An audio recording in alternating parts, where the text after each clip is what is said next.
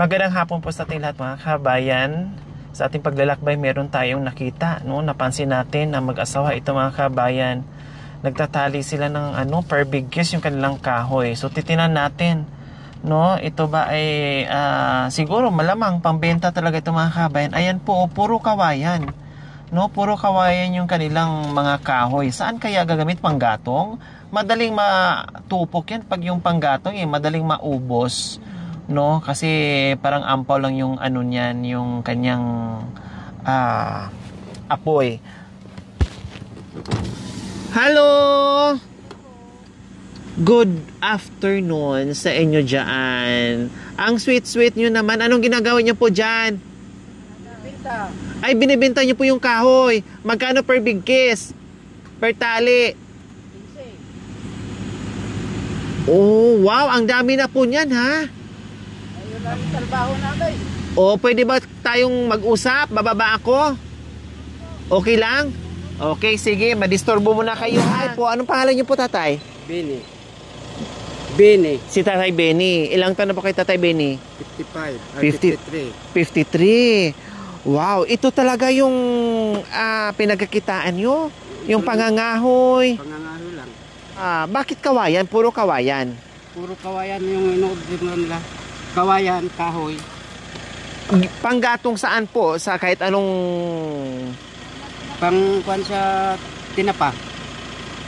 Pang-usok. Kasi ito, mausok talaga. Mausok, kaya pala may purpose po pala mga kabayan. Kailangan nila ng kawayan lang kasi mausok. Ginagamit doon sa pangpausok sa tinapa. Kasi pag yung wala to siyang... Pag hindi na umaapoy mga kabayan, grabe yung usok nito. No, kaya ito pala ang ino-order sa kanila. So ngayon, lahat ito ay may-ari na. Meron na. Umorder na. Bayad na. Bayad na to. Sabi ko na nga ba wala nang sukli. Wala nang babayad. Hindi na sila magbayad sa amin. Hindi na bayadan na. Magkano po ang binayad sa inyo? 1,000. 1,000. Magkano natira sa 1,000? Wala na Madali na magastos. Nakain na. Nakain na Tapos ilang bigkis pang kailangan nyo? Duro-diretso pan namin kahoy. Ilang bigkis yung 1,000? Ilang ganito yung 1,000 po, Tatay Benny? Mayroon 200. 200, so nakailang bigkis na po kayo? 100 pa lang. Oh my gulay. 100 pa lang, so kailangan nyo pa mangahoy ng marami ng 100 ulit para mahabol yung 1,000 para mabayaran. Wala naman kami yung trabaho. Matagal nyo na pa itong ginagawa, Tatay Benny? Matagal na. Ilan po ba ang anak nyo? 5. So si Mrs. Wow! Japworms na Japworms tayo! Ate Anong pangalan nyo po, ate? Norilyn po. Ha? Norilyn Duque po. Norilyn? Opo. Norilyn. Si ate Norilyn, talagang joint force kayo ni Kuya Benny? Opo. Tinutulungan? Opo. Bukod dito, ano panghanap buhay nyo, ate Norilyn? Wala po, ito lang naman po. Ito lang? Paano pag naubos na yung mga kawayan or kahoy? Magkaharap na ng trabaho po. Taga saan po kayo? Taga rito ko po. Taga rito. Siyempre, sa bagay, libre naman ang paghahanap ng kahoy, di ba?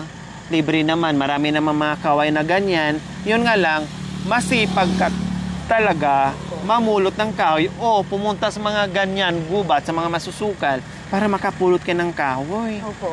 Nakikita kita kanina Akala mo lalaki kong kumilos. Talagang napakabilis, napakaliksi ng kamay. Kabisado yung paggawa ng kahoy mga kabayan. Yung mga anak yung nag-aaral. Nag-aaral po ako. Anong mga grade na? Grade 4 yung isa po. Nung isa, grade 8 po. May high school ka na. Nag-graduate na po, tapos na sila po. Anong pangarap niyo po sa mga anak niyo, Ate Norilyn?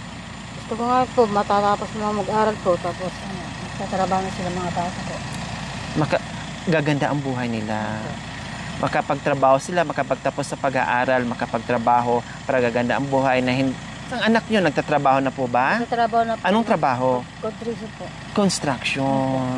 Ayaw na niya mag-aral? Ayaw naman po. Ayaw ko lang ako yan, kasi hindi mag-aral pa rin din. Sabi nyo kanina, matagal na panahon na kayo nagkakahoy, hindi kayo napapagod. Hindi naman po. Bakit? Kasi yun, kapag walang magbuhay mga bata, kapag wala kami na ito po. Pag hindi nagtatrabaho. Saan galing itong mga yan, mga kawayan? Wala naman ako nakita mga kawayan, ha? Doon sa looban ko ng pangubas. Galing doon sa malayo, Opo. hinahakot yung papunta rin dito? Opo. Grabe mga kabayan, ha? Kasi ang layo ng tinuro ni ate. Hahakutin nila isa-isa, tapos parang nilalagari pa nila ito, pinagputol-putol para pare-parehas pantay-pantay para maibenta nila. Opo. Grabe no, ang sipag na mag-asawa mga kabayan. Kahit napakainit ngayon, pero andyan, no, at kumikilos, gumagawa ng parang para sa pamilya, para sa mga anak na nag-aaral.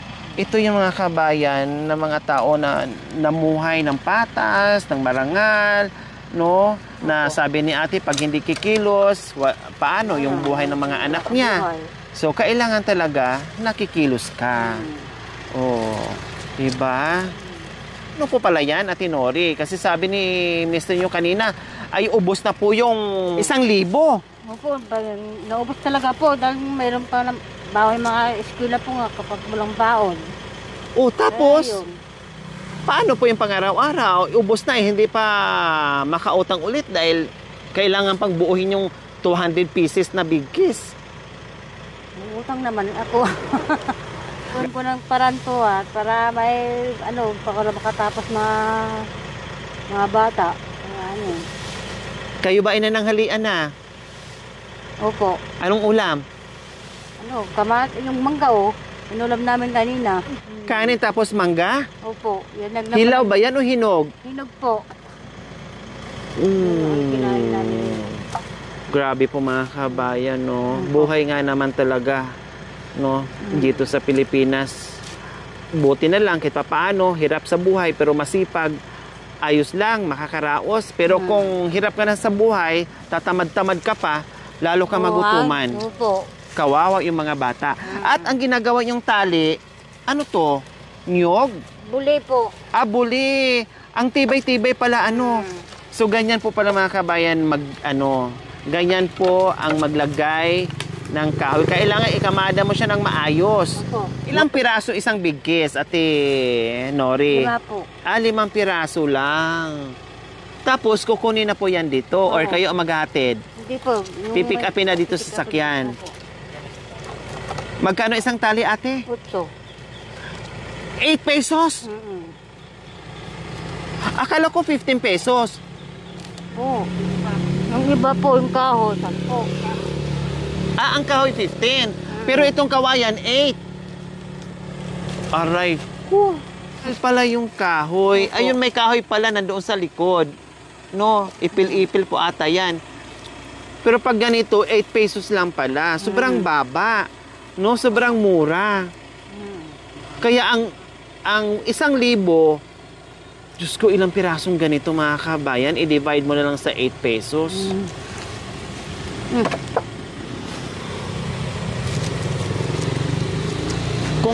Pagkatapos nito, kasi kukunti na lang po yan, saan na naman kayo pupunta? Uuwi na kami po. Bale, antayin nyo po yung kukuha ng... Pagkabukas pa sila siguro makukuha to. Iiwanan nyo yung kahoy dyan? Opo. Hindi po mawawala yan? Wala, hindi naman po. Kami niliwan namin dito, lang tumama. Buti naman, ang babait din nila, no? Kumbaga, walang mag-i-interest dyan dahil alam nila na yung pinagpaguran nyo ay sobra-sobra. Malit na nga lang kinikita, tapos pag-i-interestan pa. Nagligpit na kayo, ate, kuya. Nagligpit kami. Ha? Uuwi na kami. Uwi na oras pa kayo dito dumating? Maaga pa kami. Alas 6, andito kami. Alas 6? Dahil mainit. Alas 6 ng umaga hanggang ngayon. Ngayon, pagka maaga, magkuhan ng kahoy, dalhin namin dito. Sa umaga, Sa umaga. pupunta kayo doon sa bundok. sa bundok. Kumbaga, hakutin yung kayo, ibababa nyo dito. Para Ibababa dito nyo namin na, dito, para dito namin lagariin. maglalagari na kayo dito. Dahil malamig. Dalawa kayo ni ate, pupunta Dalawa ng kami. bundok. Nagbubuhat din si ate. Paris kami ang bubuhat. Naglalagari Dalawa kami. din po kayo ate. Opo, kaming dalawa po. Kung anong ginagawa ng Ang misis yung mister mo, ginagawa mo din. Dalawa Nakita ko kami. nga kanina, no. Grabe. Diyos ko, mga kabayan, sabi nga, kung hindi ka magtiyaga, kung hindi ka marunong magtiyaga, kung iindahin mo yung init, kung iindahin mo yung pagod, anong mangyayari? Wala. Wala. Kaya kahit mahirap, kahit malayo, no, gagawin mo. Alang-alang sa mga anak na nag-aaral, alang-alang sa mga anak na umaasa sa iyo. So ito yung ginagawa nila ni ate. Biro nyo, hindi pala talagang napakahirap talaga mga kabayan. Kasi buo-buo ito eh. Hakutin lang mula doon, ibababa nila, tapos dito na sila magpuputol. Hindi po yun biro. Talagang napakahirap yun na trabaho. Pero, syempre, yung hirap at pagtsatsaga, magbubunga rin. Tulad nito. Araw-araw po talaga kayo, Tatay Araw-araw kami. Benny. Hindi kami mamayakat. Linggo. Sabado-linggo, nandito kayo sa kabundukan. Andito kami. Agpukan muna kami dun sa bundok. Pagka marami nang napukan, buhatin na naman namin dalhin dito. Grabe, no? Kumusta naman po, Tatay Benny, sa kumusta naman po, Tatay Benny, sa ganitong trabaho nyo mula noon hanggang ngayon? Kumusta naman po sa pangangahoy? Pag eksakto lang sa pagkain namin, makabili kami ulam, makabili may bigas, eksakto lang sa makadomingo, makabayad kami, bumali naman kami, bili ng bigas yung kalahati, yung iba pang ulam. Tama na. Kumbaga, Tama na. makaraos lang sa araw-araw. Okay na po yun. Pambaon sa mga bata at pagkain sa mga bata. Kumbaga, Pagkain ng bata, sa haba ng panahon, Tatay Benny, parang umiikot lang ang buhay nyo araw-araw. Bali, trabaho, bali, trabaho, bali, trabaho. Parang ganun lang po. ganun lang talaga. So ngayon, may bigas pa kayo sa bahay. Meron pa na mga pang duwa salok. Dua ka sa loob. Mga ilang araw na lang po yun. Baka hindi na abutin mga Domingo yon. Hindi na abutin sa linggo. Sabado na Sabado na bukas. So naghihingalo na. So kailangan na namang kumilos. Kailangan naman talagang kumilos. Umutang na naman ah. Umutang na naman. Grabe, no? Ang mga bata, kumusta naman ang pag-aaral nila? Ayos naman. Ayos naman sila mag-aral, masisipag naman po. Yung sipag nyo ay sinuklian din ng sipag na pag-aaral nila, sa pag-aaral nila? Na ano pag-aaral nila na Okay naman. okay naman yung pag-aaral nila. Kaya na-inspire kayo dahil sa mga anak nyo na kahit papaano yung hirap ng buhay, sila ay nagpapakita din na masipag mag-aral. Oh. Okay, sige. May ulam pa kayo. Pag uwi mamaya, may ulam. Wala nga po. Kaya dala-dala nyo yung mangga na napulot Mangga, nyo. Ulamin namin mamaya. Pati sa mga anak nyo, yun na rin ang ulam. Mag-ulam naman ng mangga. Masarap daw ang mangga. Talaga. Kasi yan din ang ulam ko. Manggang hinog, nako, napakasarap ulamin. Manggang saging hinog, napakasarap ulamin. Mga prutas, depende sa klaseng prutas, masarap ulamin. Hindi lang kayo nag-uulam ng mangga or saging, pati ako ay nag-uulam din. Okay, so ayan po mga kabay, nakita naman natin kung gaano sila kasipag, yung tandem nila bawat isa sa paghanap buhay. Lagi ko nga sinasabi, lagi ako natutuwa, na-amaze ako sa mga kagaya ni Ate Nori, no, na hindi lang tahanan, hindi lang ilaw ng tahanan, kundi talagang nakikipagpantayan pa, trabaho pa kasama si Mister na sa kagustuhan na kahit gaano kahirap yung buhay o yung trabaho, basta may kasama at may katuwang, magiging magaang po yun. Kaya ito si Ate Nori, no? na talagang swerte sa mga tulad din ni Ate Nori na may asawa kang ganyan, na kahit papaano paghirap niya si Mister, no, giginhawa dahil nandiyan nakasuporta, todo suporta yung misis niya. Okay, sige. Sa pag-uwi nyo, kahit papaano, alam ko kung gaano kapagod yung ginawa nyo dito. Alam ko kung gaano to kalayo pinagkukuhaanan nyo dito para mabuo ng ganito, para mabayaran nyo ang binali nyo. Alam ko kung gaano hirap yung sakripisyo nyo. Nandito yung aming buong team, kasama ang aming mga sponsors na kahit papaano sa pag-uwi nyo, yung pagod nyo na mapawi, yung pawis nyo, no, yung pagod yung naramdaman nyo na mapawi, no, mapalitan man lang ng kahit papaano ng kasiyahan para sa pag-uwi nyo may dala-dala kayong ngiti at saya. Tatay Benny? Thank you po. 1,000. Huwag ka munang bumali itong pagkain nyo, ha? Opo. Kasi pag nagbayad ito, pwede ka muna mag-iisip kung ano naman ang gagawin mo. Huwag po muna kayong bumali. O, dagdagan ko pa. Opo. O, may bigas. Ano pa? May bigas. May bigas. Dito na ito po. Ha? Kompleto na po yan? Okay na po yan sa bigas at ulam. Basta mayroon na sa naman, pagtyaga na namin to. Opo, magkano po yan? 2,000. 2,000. Makakabili na kayo ng ano? Yung bigas, kalate. Kalahating Na bigas, kalahating kaban. kalating kaban. Anong ulam ang bibilhin nyo po dyan? Sa sobra sa kalahating kaban? Yung kung may galongkong na lang para makaulam ng medyo masarap. Yung galunggong, medyo masarap na po yun sa inyo? Yung iba na mahal naman. Mahal. So ano yung gustong-gusto mong kainin na ulam na alam mong ang tagal na panahon na hindi mo na nakain na alam mong ang sarap kainin? Ano po yon? Yung masarap karne baka. Kaso lang Magkano walang ba ang pambili. kilo? 500 din may sa kilo ko. Ang mahal naman. O sige, Mahal kahit talaga. mahal, pambili ng baka. Siguraduhin mo baka ang bibilin, ha? Baka naman talaga. walang ulam. Mamaya, baka walang ulam. Hindi Pupunta po, ako mamaya. Pupunta talaga mamaya sa Balungaw. Pupunta kayo mamaya sa palengke, titiyakin nyo lang na hindi baka. Baka walang ulam. Dahil pupunta ako mamayang gabi sa inyo at doon ako makikikain mamayang hapunan. Sure. Pwede na naman. Ha? Basta bumili at talaga. Sabi siguro ni Kuya, baka nga lang sinabi ko eh. Hindi sana ako bibili. Galunggong na lang, mapipilitan ako bili ng baka dahil pupunta pala mamayang gabi, doon pa makikikain, mabawasan pa yung bigas ko na binigay niya. Sigurado po kayo baka? Sigurado po. Oo.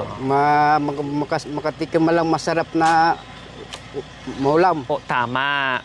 Kahit ngayon lang, pagbigyan niyo po yung sarili niyo, buong kayo, mag-asawa, pamilya, buong pamilya na makahigop man lang ng mainit-init na sabaw dahil pinagpawisan kayo dito ng sobra-sobra, napagod kayo ng sobra-sobra, tamang-tama yon. Pangpalakas, pangbawi doon sa pawis na lumabas sa katawan niyo dahil sa trabaho niyo. Magkano na po yan, Tatay Benny? 3,000. Anong gagawin niyo po dyan? Bigas? Pambili bigas. Saka ulam. Anong sahog niyo po sa baka? Kasya na po yon sa 1,000, di ba? 500 sabi niyo. 500 yung baka. Tapos, yung sahog niyan, nilagang baka, syempre, mga ricados. Bumili ng kuan mamaya ng saging. Saging o yung patatas, panglaga? Patatas. Okay, sige, dagdagan ko na. Salamat. Magkano na po? 4,000.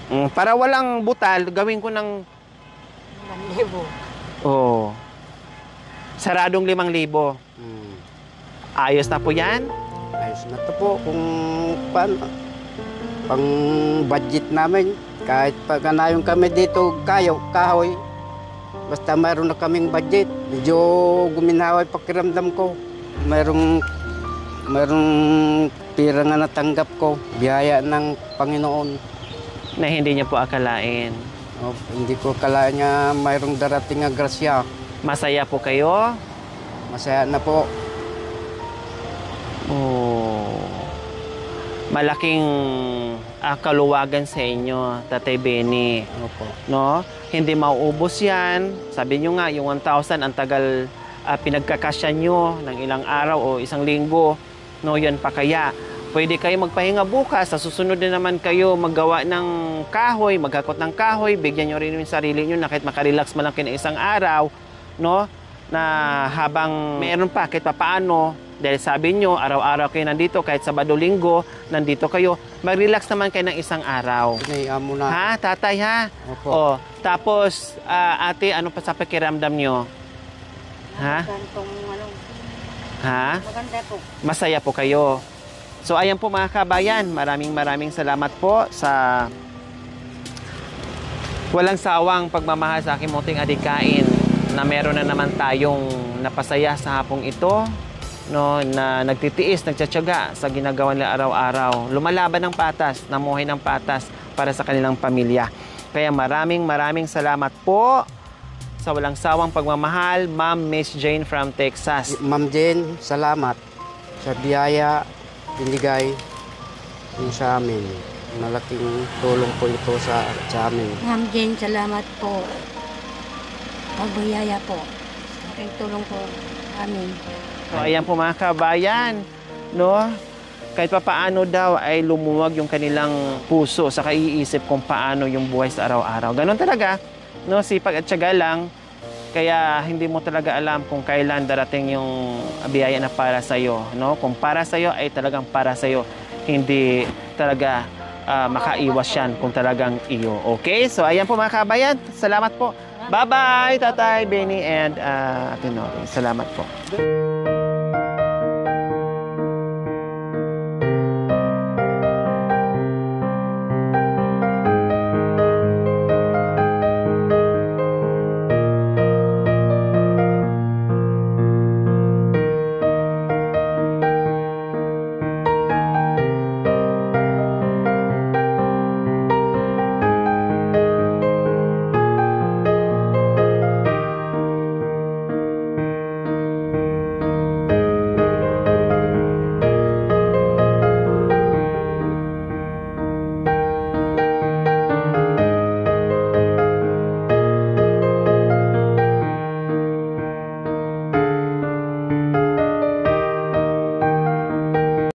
Thank you for watching. Don't forget to like, share, and subscribe.